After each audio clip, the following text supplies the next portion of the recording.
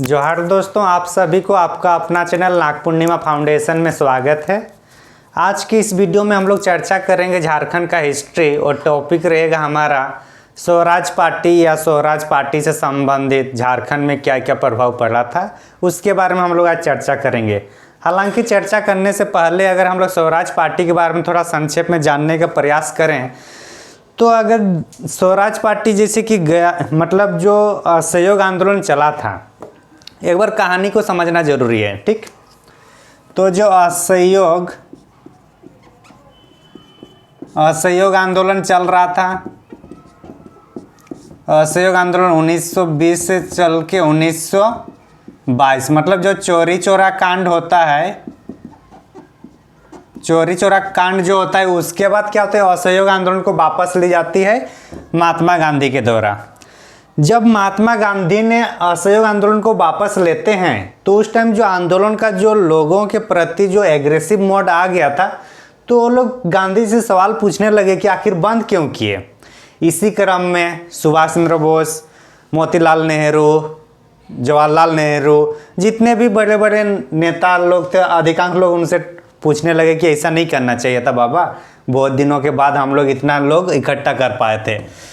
तो गांधी तो किसी की बात सुनने वाला है ही नहीं, उनको अहिंसा में रहना है, हिंसात्मक तरीक थोड़ा भी उनको उस टाइम मतलब नहीं करना था। चूँकि अब कांग्रेस का जो आंदोलन चल रहा था, असहयोग आंदोलन, वो ख़त्म हो गया था। अब गांधी जी ने असहयोग आंदोलन ख़त्म कर दी, तो अभी क्या हुआ, कुछ उस टाइप से आंदोलन नहीं चल रहा था। और गांधी जी के बारे में अगर हम लोग देखें, गांधी जी का दो इनका मोटो रहता है, एक मुख्य कार्य और एक होता है मुख्य कार्य और एक होता है संरचनात्मक कार्य। संरचनात्मक कार्य, मुख्य कार्य जब होता है, मुख्य कार्य जब कोई आंदोलन होता है, जब कोई आंदोलन होता है तो मुख्य कार्य को शामिल किया जाता है। और जब मुख्य कार्य मतलब जब आंदोलन नहीं होता है तो उस टाइम क्या होता है, संरचनात्मक कार्य में आता है। संरचनात्मक कार्य में क्या होगा, चरखा चलाना,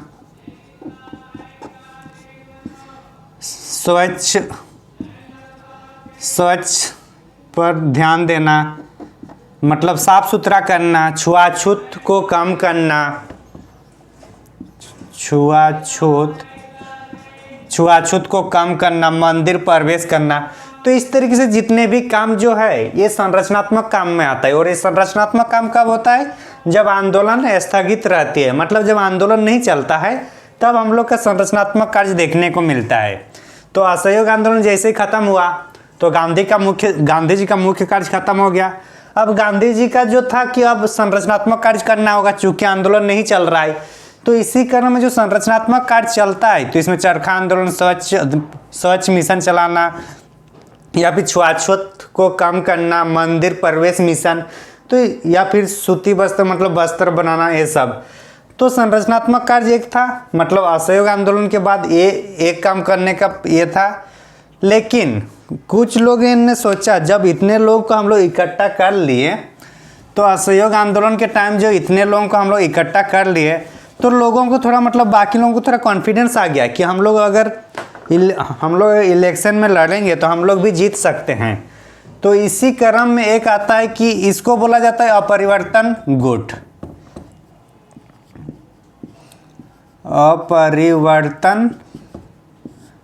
अपरिवर्तन गुट का मतलब है कि ये अपरिवर्तन नहीं हुआ है। जैसे कि आंदोलन के बाद लोगों को संरचनात्मक कार्य करना है गांधीवादी क्रियाविधि के अनुसार, तो उसी तरह से लोग किए। एक होता है परिवर्तन गुट। परिवर्तन गुट का ये मतलब नहीं है कि ये कांग्रेस से अलग होता है, बल्कि इन लोग का जो काम है ये अलग होगा। अब चूंकि ये लोग इस काम करेंगे संरचनात्मक कार्य में, तो परिवर्तन गुट वाले चाहते हैं कि ये लोग अब पॉलिटिक्स में आएंगे, मतलब इलेक्शन में ये लोग आएंगे। इलेक्शन में लोग आने की बात करते हैं कि इलेक्शन में जैसे जाएंगे तो असेंबली में जो ब्रिटिश सरकार जो भी बिल पास करेंगे उसका विरोध करेंगे, मतलब सदन के अंदर ब्रिटिश सरकार का विरोध करना है। ये परिवर्तनवादी गुट का मकसद था, ये था। ठीक, तो इस क्रम में जब गया अधिवेशन होता है 1922 में, गया अधिवेशन कब होता है? 1922 में। और गया अधिवेशन का जो अध्यक्षता करते हैं चित्तरंजन दास करते हैं। कौन? CR दास। चित्तरंजन दास इसका अधिवेशन का अध्यक्षता करते हैं गया अधिवेशन का 1922 में। चित्तरंजन दास खुद ये मानते थे कि अगर इलेक्शन में खड़े होंगे और सदन में जाकर ब्रिटिश लोगों की जो नीति है होगा उसको हम लोग क्या करेंगे? विरोध करेंगे। तो उस गुट में ये थे CR दास। लेकिन जैसे उसके लिए प्रस्ताव इन्होंने पास किया गया अधिवेशन में, तो वहाँ पे उसका स्वीकार नहीं हुआ। तब चित्तरंजन दास को ईगो लग गया कि यार मैं ही अध्यक्ष हूँ और मेरी बात को ही यहाँ माना नहीं जा रहा है। तो इन्होंने फिर इस गुट को और बढ़ावा देता है। और इसी क्रम में 1 जनवरी 1923 को स्वराज पार्टी का गठन होता है। इतना हम लोग को समझ में आ गया होगा कि स्वराज पार्टी का गठन कब होता है और इसके लिए क्या क्या कारण रही होगी, मतलब जो कारण क्या तो हम लोग देख चुके हैं। अब हम लोग इसमें चर्चा करना है कि जो स्वराज पार्टी का जो गठन हुआ इसका कारण हम लोग देख लिए कि परिवर्तनवादी और अपरिवर्तनवादी के जो मतभेद है उसके कारण होता है। इसका जो अध्यक्ष थे, इनका अध्यक्ष कौन है? स्वराज पार्टी का अध्यक्ष है हम लोग का चित्तरंजन दास, CR दास। दिख रहे हैं ना ये चित्तरंजन दास। और इसका जो सचिव थे, सचिव हम लोग का मोतीलाल नेहरू।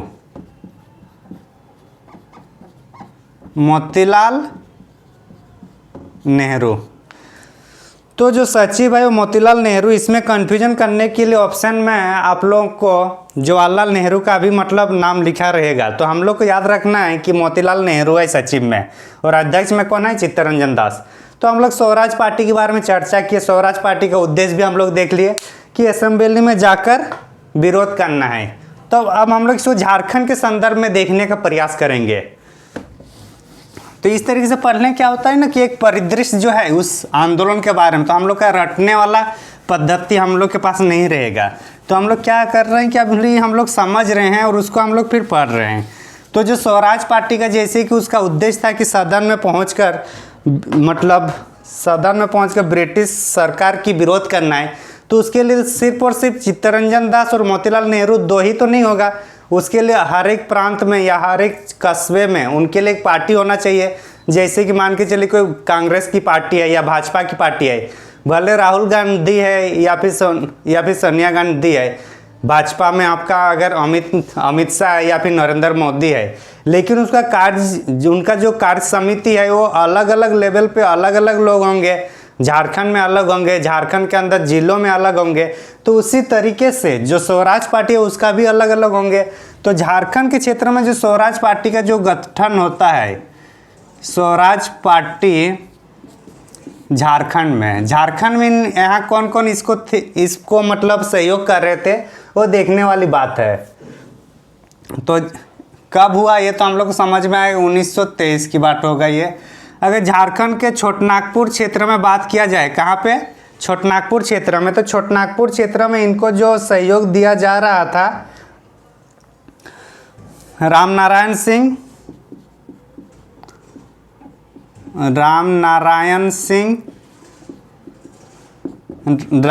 सिंह थे, साथ में था देवकी नंदन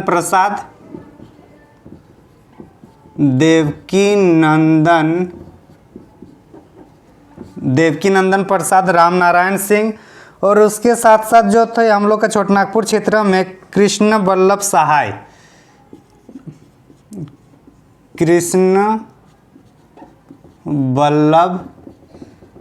सहाय। ये हालांकि हजारीबाग वाला क्षेत्र है, लेकिन उस टाइम तो हम लोग का हजारीबाग पुरमंडल मतलब उत्तरी छोटनागपुर और दक्षिण छोटनागपुर तो नहीं था। उस टाइम दोनों कंबाइन करके उसको छोटनागपुर ही कहा जाता था। तो ये सब छोटनागपुर क्षेत्रों से थे। संथाल परगना क्षेत्र की बात किया जाए तो जो संथाल परगना क्षेत्र में यहाँ पे जो थे स्वराज पार्टी के, वो था हम लोग का विनोदानंद झा। कौन थे? विनोदानंद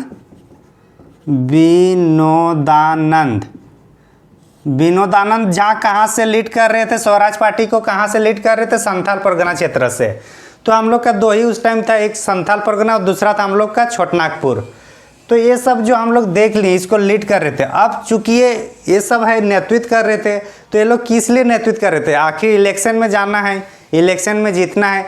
तो इनमें से जो इलेक्शन में जीतता है, उस इलेक्शन में जो इलेक्टेड उसको देखते हैं।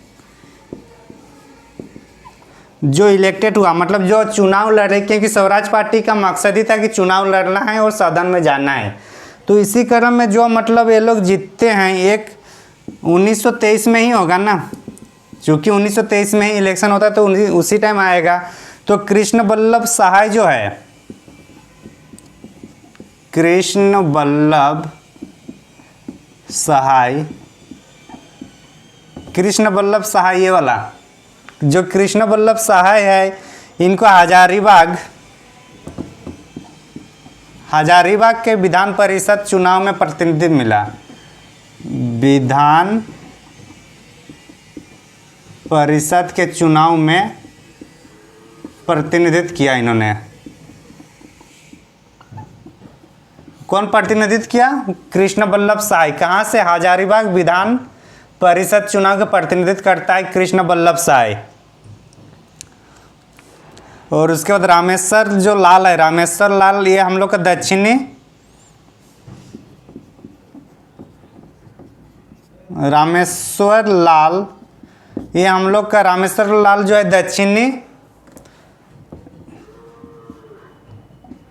दक्षिणी संथाल परगना क्षेत्र से इन्होंने प्रतिनिधित्व किया। कौन? रामेश्वर लाल। तो इस तरीके से हम लोग जो स्वराज पार्टी के बारे में जो जानना था, जो झारखंड के दृष्टिकोण से, ये इतना ही है जो महत्वपूर्ण है परीक्षा के दृष्टिकोण से। तो इसको एक बार जरूर देखें आप लोग। तो स्वराज पार्टी का हम लोग, स्वराज पार्टी का जो है, स्वराज पार्टी के बारे में हम लोग देख ली जो परीक्षा के दृष्टिकोण से महत्वपूर्ण है। साथ ही साथ स्वराज पार्टी के बारे में भी हम लोग चर्चा किए हैं। अब हम लोग देखेंगे कि जो ये तो जो परिवर्तन गुट था वो लोग का हुआ ना, ये किसका है? ये परिवर्तन गुट वाला हुआ ना, कि ये लोग परिवर्तन चाहते थे, परिवर्तनवादी, ये परिवर्तनवादी था। अब जो अपरिवर्तनवादी होगा मतलब जो गांधी जी के विचारधारा से जो चलने वाले हैं असहयोग आंदोलन के बाद, तो उसको भी एक बार हम लोग देखेंगे, जिसमें चरखा चलाना होगा, खादी उत्पाद करना है। तो ये सब के बारे में जो है उसको एक बार हम लोग देख लेंगे इसके बाद। तो इसको अगर हम लोग बोल दें कि असहयोग आंदोलन के बाद की जो गतिविधि है, तो कहने में कोई अतिशयोक्ति नहीं होगा, क्योंकि उसी से ये निकलता है असहयोग आंदोलन के, जो असहयोग आंदोलन को जो मतलब रोक कर, मतलब असहयोग आंदोलन को स्थगित करके जो किया गया है, उसके रिजल्ट के परिणाम स्वरूप उसी में स्वराज पार्टी का गठन होता है। फिर बाद में खादी आंदोलन वगैरह आता है। तो अब हम लोग गांधीवादी आंदोलन को देखेंगे। गांधीवादी आंदोलन, और इसको हम लोग दूसरा नाम क्या कह सकते हैं? जैसे स्वराज पार्टी को हम लोग परिवर्तनवादी कहते थे, तो इसको हम लोग क्या बोलेंगे?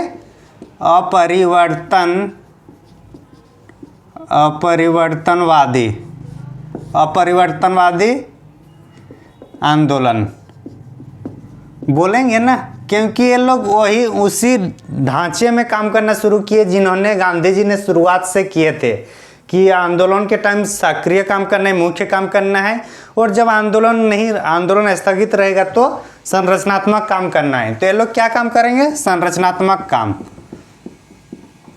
संरचनात्मक कार्य। तो संरचनात्मक कार्य में क्या होगा? मंदिर प्रवेश होगा, चरखा बनाना होगा, और उसके साथ साथ क्या होगा? खाद्य उत्पादन का बढ़ाना, इस टाइप से इसका काम होगा। और ये कब से कब होगा? 1922 होगा ना, क्योंकि असहयोग आंदोलन खत्म कब होता है? 1922। और कब तक चलता है? 30 तक। 1930 ही क्यों? 1930 की अगर बात करें तो क्योंकि 1930 के बाद फिर सविनय अवज्ञा आंदोलन शुरू होता है। तो इसलिए जो गांधीवादी आंदोलन या संरचनात्मक कार्य या फिर अपरिवर्तनवादी आंदोलन जो होता है, ये 1922 से लेकर 1930 तक हम लोग को देखने को मिलता है। तो इस पर हम लोग अब चर्चा करेंगे एक एक करके। गांधी जी तीसरा बार, थर्ड टाइम्स इस टाइम झारखंड आते हैं। गांधी जी हम लोग का थर्ड बार यहाँ आते हैं। कहाँ आते हैं? झारखंड। कब? इसी आंदोलन के टाइम, मतलब असहयोग आंदोलन के बाद।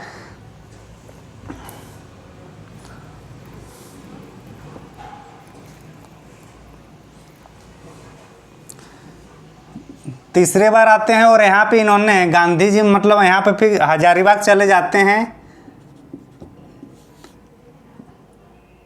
अच्छा, इनको हजारीबाग वाला थोड़ा बाद में लिखते हैं कि गांधी जी ने यहाँ इसमें क्या क्या, उसको एक बार देखते हैं। गांधी जी ने चरखा आंदोलन चलाया था। चरखा आंदोलन, चरखा आंदोलन का मतलब है कि चरखा को चलाना है।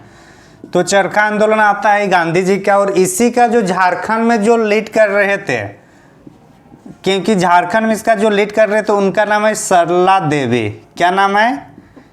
सरला देवी। सरला देवी कौन है? जो बिहार कॉन्फ्रेंस स्टूडेंट का जो हजारीबाग में 16वां जो इनका मीटिंग हुई थी वहाँ से संबंधित है। तो उसको एक बार देख लेना है आप लोग को। तो जो सरला देवी समझ में आ गया। ये सरला देवी क्या चरखा आंदोलन की नेतृत्व कर रहे थे? कौन से आंदोलन की? चरखा आंदोलन की नेतृत्व कौन कर रहे थे? सरला देवी। और ये कहाँ के रहने वाले हैं? इधर हजारीबाग के रहने वाली है। तो जो सरला देवी झारखंड में लीड करते थे, झारखंड में चकदरपुर होगा या फिर खरसवां होगा, जमशेदपुर होगा, जहाँ पे मतलब इनका जो मेन रोल था, इनका झारखंड में इनको नेतृत्व करना था।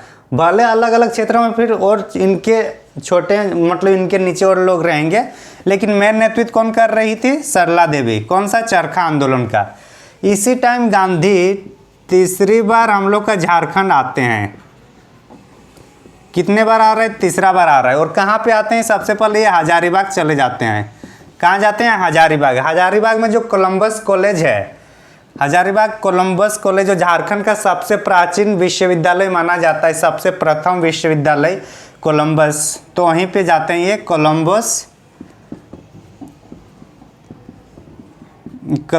कॉलेज जाते हैं। ये कोलंबस कॉलेज के यहाँ के जो स्टूडेंट हैं, स्टूडेंट्स ने इनको फिर पैसा देते हैं। जो कोलंबस के स्टूडेंट है फिर गांधी जी को पैसा देते हैं। किनको? गांधी जी को। यहाँ के जो बच्चे लोग हैं वो लोग 1300 रुपया पैसे देते हैं। कितना? 1300 पैसे देते हैं। ताना भगत लोग गांधी जी को कितने पैसे दिए तो कमेंट में बताना है आप लोग को, ठीक। तो 1300 पैसा जो हजारीबाग में संत कोलंबस कॉलेज में मिलता है छात्रों के द्वारा। इतना समझ में आ गया होगा। गांधी जी को फिर ये तो हजारीबाग में इतना काम हुआ। गांधी जी को बोलते हैं फिर एक जो CF एंड्रूज आते हैं। CF एंड्रूज मतलब जो प्रथम जो बिहार स्टूडेंट कांग्रेस का प्रथम जो अध्यक्ष होते हैं CF एंड्रूज। तो जो CF एंड्रूज है,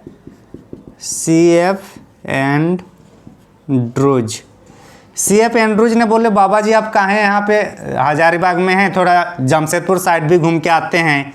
तो CF एंड्रूज ने इनको जमशेदपुर लाए। किनको? गांधी जी को। JSR का मतलब जमशेदपुर। तो जमशेदपुर कौन लाते हैं? CF Andrews. किनको लाते हैं? गांधी जी को। तो इसी टाइम पे यहाँ पे जब गांधी जी यहाँ पे आते हैं, गांधी जी यहाँ आते हैं ना, गांधी जी कहाँ आ रहे हैं? जमशेदपुर। तो इसी टाइम फिर रात्रि भोज का प्रोग्राम किया जाता है। इंडियन एसोसिएशन के द्वारा रात्रि भोज का यहाँ पे मतलब प्रोग्राम किया जाता है। प्रीति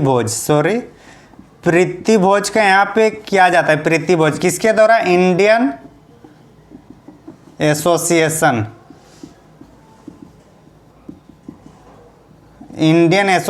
के द्वारा कौन सा प्रीति भोज दिया जाता है? कहाँ पे? जमशेदपुर में। गांधी जी जब आते हैं,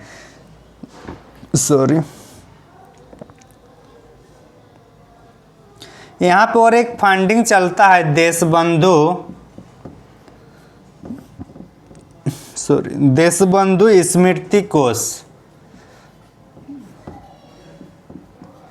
देशबंधु स्मृति कोष के द्वारा गांधी जी को फिर पैसे दिया जाता है। कितना? 5000 रुपया। कितना? 5000 रुपया किसको दिया जाता है? गांधी जी को। देशबंधु स्मृति फंडिंग के द्वारा गांधी जी को 5000 रुपया दी जाती है। तो इस तरीके से अगर हम लोग देखें तो गांधी जी कहाँ कहाँ गए? हजारीबाग गए, जमशेदपुर गए। गांधी जी को और एक जगह हम लोग ले चलेंगे, वो चलेंगे हम लोग देवघर। कहाँ ले जाएंगे हम लोग? देवघर। देवघर में इन्होंने नगर भवन का मतलब उद्घाटन करते हैं। किन का? नगर भवन का उद्घाटन। तो इस तरीके से अगर गांधी जी जो तीसरे बार झारखंड आते हैं, तीसरे बार जब असहयोग आंदोलन के बाद जब आते हैं अपने संरचनात्मक कार्य के लिए, तो झारखंड में सबसे पहले वहाँ हजारीबाग जाते हैं, उसके बाद उन्हें जमशेदपुर जाते हैं और उसके बाद देवघर जाते हैं। तो इतना हम लोग को मेन पॉइंट है, इनको एक बार देख लेना है। इसको स्क्रीनशॉट लेना है तो ले लीजिए आप लोग। अच्छा, देवघर में जो जगह तक का नाम था वो था हम लोग का मधुपुर। मधुपुर, देवघर में कौन सा जगह? मधुपुर। तो इस तरीके से हम लोग गांधी जी के बारे में थोड़ा बहुत देख लिए हैं। उसके बाद बाकी जो अन्य विशेषताएं हैं उसको भी एक बार हम लोग देखने का प्रयास करेंगे। मिटा देना। तो असहयोग आंदोलन के बाद जो मतलब संरचनात्मक कार्य में जो आए वो गांधीवादी, जो उसको अपरिवर्तन गुट कहा जाता है। इसमें हम लोग किन किन को देखे? सरला देवी को देखे, फिर CF एंड्रूज को देखे, चरखा आंदोलन चलाया गया इसके तहत। तो ये सब हम लोग देख लिए हैं।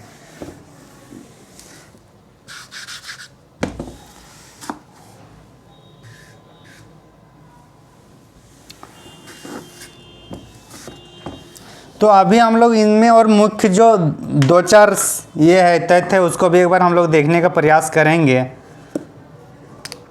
1924 में 1924 में सिंहभूम क्षेत्र में, कहाँ पे?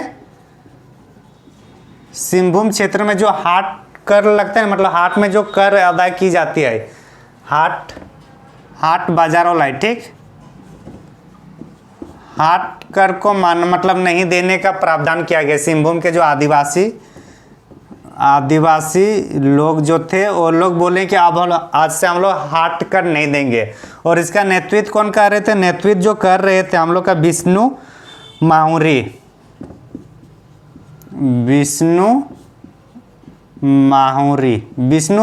ने क्या कर रहे थे? नेतृत्व कर रहे थे। किनकी? आदिवासी लोगों की जो हाट कर को नहीं देना है। तो एक आ गया। आगे देखते हैं फिर हम लोग का मुख्य तत्व। तो हजारीबाग वाला जो क्षेत्र है,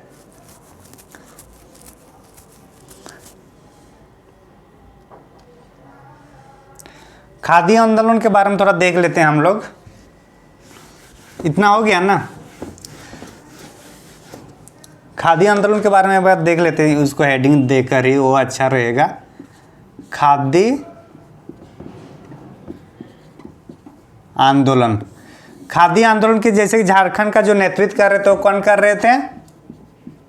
सरला देवी नेतृत्व कर रहे थे, यही कर रही थी ना।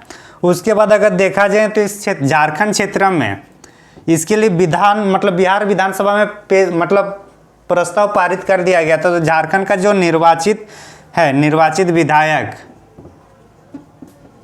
यहाँ से जो मतलब चुना गया था, जो स्वराज पार्टी के अंतर्गत, नीलकांत चटर्जी। कौन? नीलकांत चटर्जी ने प्रस्ताव पेश किए थे। कहाँ पे? बिहार विधानसभा में।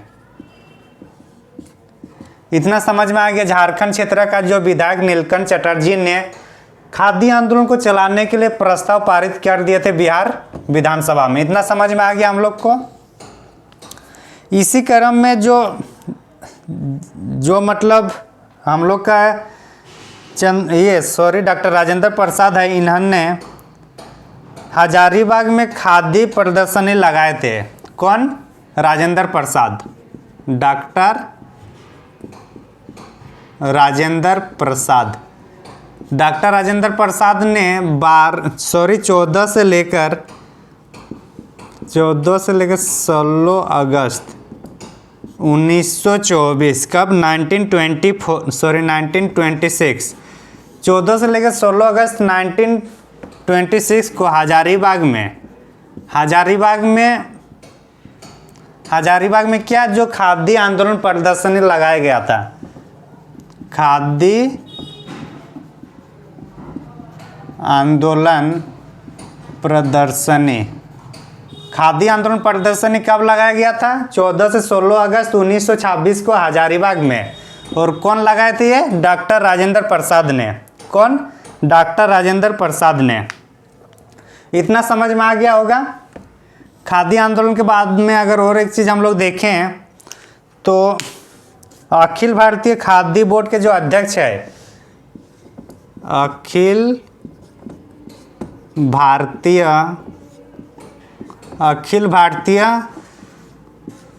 Khadi board, Akhil Bharatiya khadi board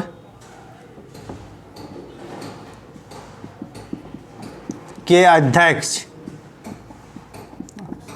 Akhil Bharatiya khadi board के अध्यक्ष कौन थे? जमुनालाल बजाज। कौन थे? जमुनालाल बजाज।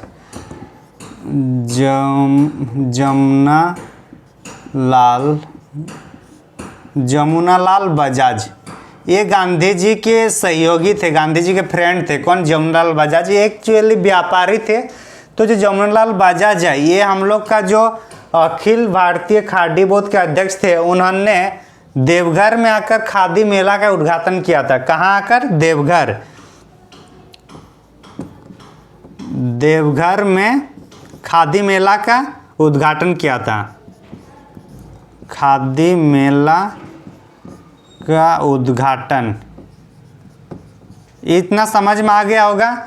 जो जमुनालाल बजाज है, अखिल भारतीय खादी बोर्ड के अध्यक्ष, उन्होंने कहाँ आते हैं? देवघर आते हैं। देवघर आते हैं और खादी मेला का उद्घाटन करते हैं। खादी आंदोलन के बाद में और एक चीज अगर देखें तो जमशेदपुर क्षेत्र में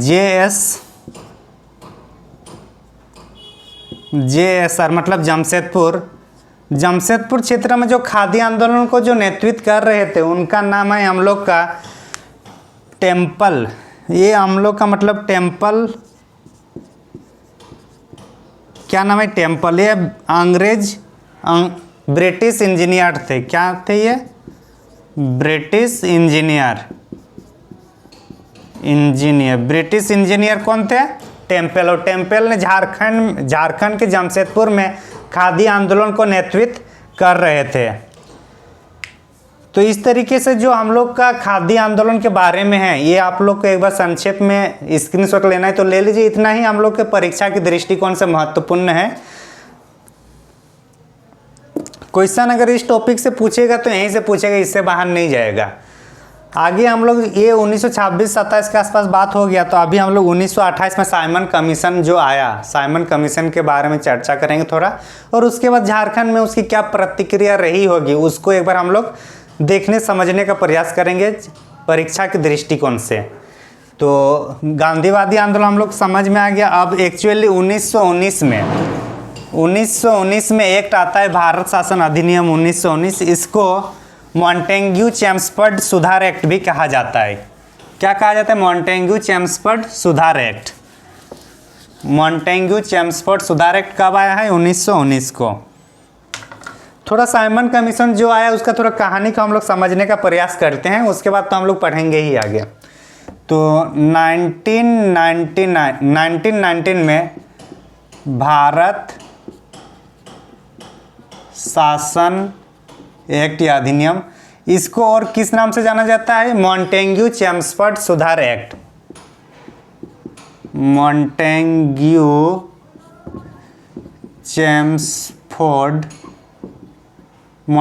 चेम्सफोर्ड सुधार एक्ट।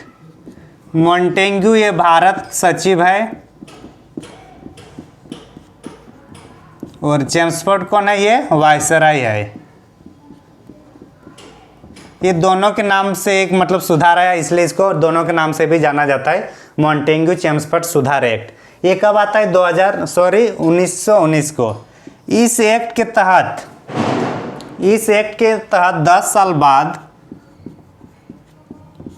10 साल बाद जांच समिति का गठन का प्रावधान किया गया था। कितने साल बाद? 10 साल बाद। मतलब ये 1919 से 10 साल होगा तो कितना होगा? 1929 होगा। मतलब ये समिति 1929 तक आना था, 1929 तक। हालांकि ब्रिटिश सरकार ने जल्दीबाजी कर दिया और उन्होंने 1927 में ही गठन कर देता है समिति के। और किसके नेतृत्व में किया जाता है? साइमन के नेतृत्व में, साइमन के नेतृत्व में। तो इतना हम लोग को समझ में आ गया होगा कि साइमन कमीशन आखिर क्यों आया। हम लोग उसके जो परिचय या जो परिदृश्य है जो उस आंदोलन को आने का, वो हम लोग देख लिए। अब इसको हम लोग समझने या पढ़ने में अब आसानी होगी। जब इन्होंने साइमन, और इसका किस लिए जांच करेगा कि भारतीयों के लिए जांच करना इनका था कि क्या सच में भारतीय लोग, मतलब भारतीयों में बुद्धि का विचार हो रहा है कि नहीं, भारतीय लोग के जो सभ्यता है वो आगे बढ़ रही है कि नहीं, उनकी सामाजिक संरचना क्या है, ये सब जांच करने के लिए एक समिति की गठन की प्रावधान थी 1919 एक्ट के तहत। तो चूंकि साइमन कमीशन बनाया गया कि भारत की जो समाज है, भारत के लोगों को जानकार, उनको भारत के लोगों के बारे में जानकारी प्राप्त करना है। तो लोगों का कहना था अगर साइमन कमीशन भारतीयों के लिए है तो इसमें तो एक भी कम से कम सदस्य भारतीयों का होना चाहिए ना। तो इसमें क्या था, एक भी सदस्य भारतीय नहीं थे सर, बल्कि जितना सातों का सातों क्या था, विदेशी थे। तो इसमें जो विदेशी जो थे सातों का सातों, तो इसी का विरोध होने लगा। अगर भारत के बारे में छानबीन करना है, भारत के बारे में जानकारी जुटाना है, भारत की सभ्यता कितना इम्प्रूव हुआ है, ये तो तभी बता पाएंगे जब यहाँ पे कोई इंडियन आदमी रहेंगे, कोई भारतीय लोग रहेंगे। लेकिन साइमन कमीशन में एक भी भारतीय लोग नहीं थे और इसी का फिर विरोध किया गया था। इसी का विरोध किया गया था कि जब भारत के आदमी एक भी नहीं रहेगा तो फिर कैसे वो मतलब न्यूट्रल होगा। तो इसी के विरोध में फिर साइमन गोबेक का नारा आता है, साइमन गोबेक, साइमन गोबेक वापस जाओ, सॉरी वो आगे साइमन वापस जाओ। तो इसी में फिर मतलब इसी का विरोध भारत के हर क्षेत्रों में होता था। तो उसी क्रम में जब भारत के हर क्षेत्र में जब साइमन कमीशन का विरोध होगा तो जाहिर सी बात है उसके अंदर झारखंड भी आता है भारत में, तो झारखंड में भी इसका विरोध देखने को मिलता है साइमन कमीशन का। तो चलिए हम लोग झारखंड के संदर्भ में समझने का प्रयास करते हैं इसको। इतना समझ में आ गया ना कि मतलब कैसे साइमन कमीशन आता है, आने का प्रावधान किया था। हालांकि 1927 में बना था, लेकिन इसमें 1928 को भारत पहुंचता है। भारत कब पहुंचते हैं ये लोग? भारत पहुंचते हैं फरवरी मार्च के महीने 1920, मतलब फरवरी के लास्ट में 1928 में भारत पहुंचते हैं। गठन होता है 27 में। तो अगर गठन पूछा जाएगा तो 1927, भारत में कब पहुंचा तो 1928। अब हम लोग चलते हैं कि झारखंड के संदर्भ में इसका विरोध कैसे हुआ, साइमन कमीशन का विरोध। साइमन कमीशन का विरोध, साइमन कमीशन का विरोध आखिर झार क्षेत्र पे होता था, झारखंड में भी जाहिर सी बात है उसका विरोध होगा। तो रांची के जो यहाँ पे हम लोग का रांची क्षेत्र में अगर देखें, रांची क्षेत्र में जो इनका विरोध कर रहे थे वो हम लोग का एस.के. सहाय, मतलब एस.के. सहाय श्याम कृष्ण सहाय, श्याम कृष्ण सहाय, एस.के. सहाय, श्याम कृष्ण सहाय ने साइमन कमीशन के विरोध में एक अध्यक्ष, मतलब एक मीटिंग रखी गई थी और की अध्यक्षता में क्या रखी गई थी? विरोधी सभा। जाहिर सी बात है विरोधी सभा का ही यहाँ पे मीटिंग रखी जाएगी रांची में। श्याम कृष्ण सहाय के द्वारा साइमन कमीशन गोबेक का जो नारा, मतलब उसके जो आंदोलन चला रहे थे, तो उसके ये में कौन आ रहा था? श्याम कृष्ण सहाय की अध्यक्षता में विरोधी सभा का गठन किया जाता है। कहाँ पे? रांची में की जाती है। पलामू क्षेत्र की बात किया जाए तो पलामू क्षेत्र में जो इनको कर रहे थे उनका नाम का कोहड़ा पांडे। कौन? कोहड़ा पांडे। कहाँ से इसका विरोध कर रहे थे हम लोग? पलामू से साइमन कमीशन का विरोध कौन कर रहे थे? कोहड़ा पांडे। इतना समझ में आ गया होगा। हजारीबाग साइड की अगर बात किया जाए तो हजारीबाग साइड में जो इनका विरोध किया जा रहा था वो देवकी नंदन लाल और पीसी मित्रा। देवकी नंदन लाल ये सब कहाँ से थे? हजारीबाग साइड से ये सब विरोध कर रहे थे। लेकिन इसमें और एक चीज़ है, 1928 में ये सब तो विरोध कर रहे थे, लेकिन किसी न किसी पार्टी में इसको एक्सेप्ट भी कहते, या फिर यूँ कहें कि कुछ मतलब अपना प्रस्ताव उनको भेजे थे साइमन कमीशन पर। तो जो छोटनागपुर उन्नति समाज है, कौन सा? छोटनागपुर उन्नति समाज जो जोएल लेखरा से संबंधित है। छोटा नागपुर उन्नति समाज, छोटनागपुर उन्नति समाज ने जो जुएल लकड़ा जिनमें है, जुएल लकड़ा, जो छोटनागपुर उन्नति समाज जो है, इन्होंने कमीशन को झारखंड के क्षेत्रों के लिए अलग से राज्य बनाने का मांग करते हैं। इनका मांग क्या रहता है? झारखंड राज्य के गठन के लिए, झारखंड राज्य के गठन की मांग।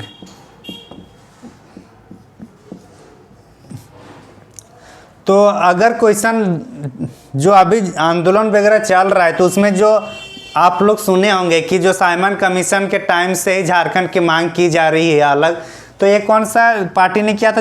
छोटनागपुर उन्नति समाज ने। जब साइमन कमीशन 1928 में झारखंड को आते हैं तो उसी टाइम झारखंड को एक अलग राज्य के रूप में मांग की जाती है। तो इस तरीके से अगर हम लोग आज के इस वीडियो में देखें तो हम लोग स्वराज पार्टी के बारे में देखें सबसे पहले, उसके बाद स्वराज पार्टी मतलब जो परिवर्तनवादी थे, उसके बाद अपरिवर्तनवादी में जो हम लोग गांधी जी के रिलेटेड या गांधी जी से संबंधित जो थे, गांधी जी से विचारधारा जिनका मिल रहा था, वो लोग चरखा आंदोलन, छुआछूत आंदोलन को कम करना या मंदिर प्रवेश, ये सब काम कर रहे थे, खादी आंदोलन चला रहे थे। उसके बाद हम लोग साइमन कमीशन के बारे में चर्चा कर रहे हैं और आज की इस वीडियो में हम लोग को इतना ही पढ़ना है। आगे आने वाले वीडियो में हम लोग फिर पढ़ेंगे। Thank you for watching. धन्यवाद।